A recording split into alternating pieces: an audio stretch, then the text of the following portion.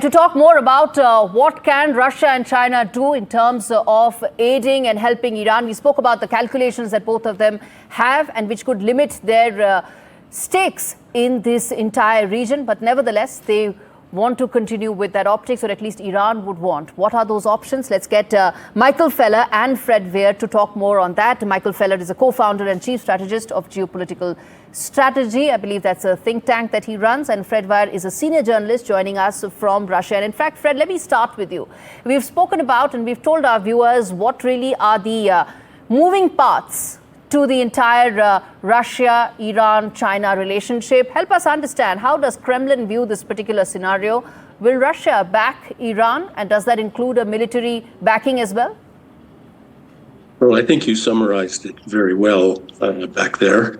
The main thing to keep in mind is, as alarmed as the Russians are, and they are very much so at the moment, their alliance, their strategic partnership with Iran does not include a military component.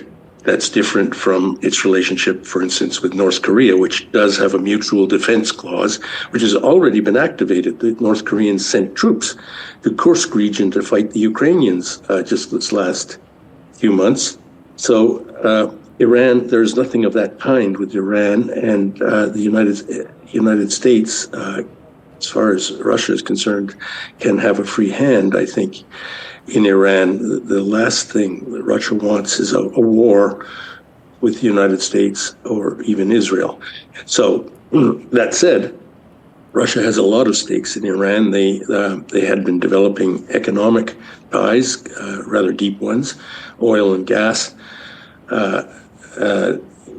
infrastructure, that north-south transport corridor, which Russia is investing hundreds of millions of dollars into building a railway to connect Indian Ocean ports with the Russian railway network. All that is in danger of being unraveled by this war, especially if there's regime change or national disintegration in Iran.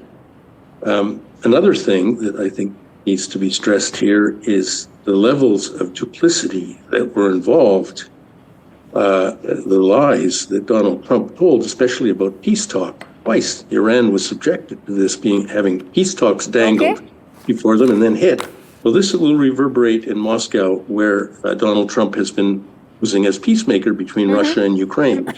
Nobody is going to believe a word out of his mouth anymore. Okay. Michael Feller, then let me ask you this in terms of the meeting that Iranian Foreign Minister and Vladimir Putin, that all-important meeting. In your assessment, what could be the big takeaway or highlight of it? Do you think just optics, showcasing of support with anything backing that? Or do you think there could be something more than that?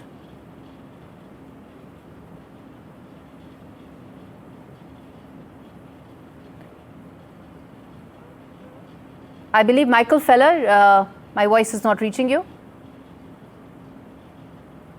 Okay, we'll collect that in just a bit. Fred, then let me ask you this. In terms of your expectations from a meeting like that, it's high profile, but would it just be all about optics, showcasing support, maybe speaking a little bit about it? Or do you actually expect something more than that could be there? Because, you know, for Vladimir Putin also, there's a lot at stake. At the end of the day, Russia is a big stakeholder in the region. It wants to be seen as a big stakeholder there. I think that there's very little Russia can do materially to help Iran. They may want to, but as I said, they have the ability to ship arms to Iran, but across the Caspian Sea. But at this point, I don't see how much help that would be, even if the Russians did. But I think their biggest fear is, as it should be, is World War III. There is a real danger here of this thing blowing up into something much, much worse. That this is the way big conflagrations get started. Okay. That's an important point. Let's put that across to Michael Feller, whom I believe can now hear me. Mr. Feller, as Mr. Fred is saying here, that there is a real possibility of World War III happening. What do you think Russia and China are going to be doing there? Till now, they've come out with some solidarity, some show of support and solidarity, nothing more. Do you expect anything more? And particularly from China? Yeah, it's been a show of hopes and prayers, but little else.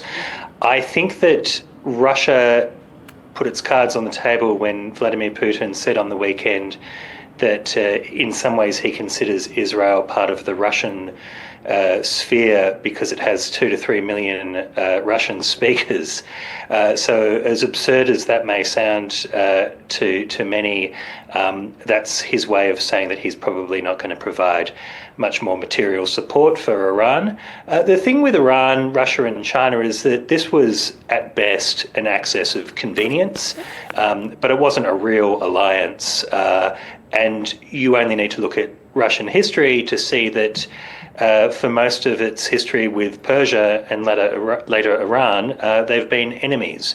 And if it weren't for mutual hostility to the United States, which is changing under Donald Trump, at least from the perspective of the Kremlin, if it weren't for that mutual hostility, there's not really much to go on. So, Mr. Feller, then it also means that if there is nothing substantial that comes by way of more than just strongly worded statements from China and Russia, then it also means that it impacts their relationship with America with regards to the Middle East, doesn't it?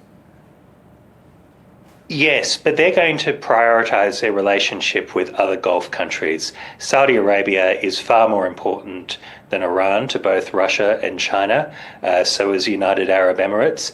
They're not going to jeopardise those relationships for the sake of Iran or I think, tolerate a blockage of the Strait of Hormuz.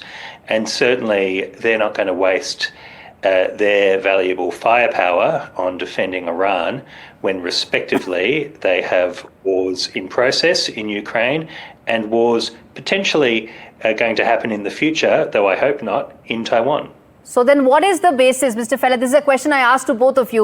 Mr. Feller, to you first, and then Mr. Fred, to you, which is that then if nobody, not even your traditional allies, are going to come and back you up, I'm not mentioning North Korea because that's the only fourth member of this quartet, but the traditional allies of Iran, if they're not going to come and back it when it's making threats like blocking of Strait of Hormuz, then can we safely assume those are just empty threats? And how do you then perceive Tehran to actually escalate this further, apart from the hawkish commentary that's just coming in? Do you think there's going to be something more than that? It actually makes Iran more dangerous, in my view, because their back's against the wall, and they'll have less interlocutors to talk them down from the ledge, so to speak. You only need to look at the 1980s when Iran fought against Iraq, and both the Soviet Union and the United States essentially supported Iraq in that war. And it was only Israel, clandestine, in terms of clandestine aid, that was supporting Iran, ironically. But Iran showed that it had grit and it was willing to fight with civilians on bicycles and all sorts of horrible things for 8 long years. So I don't think, Iran is a big country. I don't think this will necessarily deter Iran. It may change their calculus, it may change which approach they take. But from my perspective, the regime, its back's against the wall, it has no good options.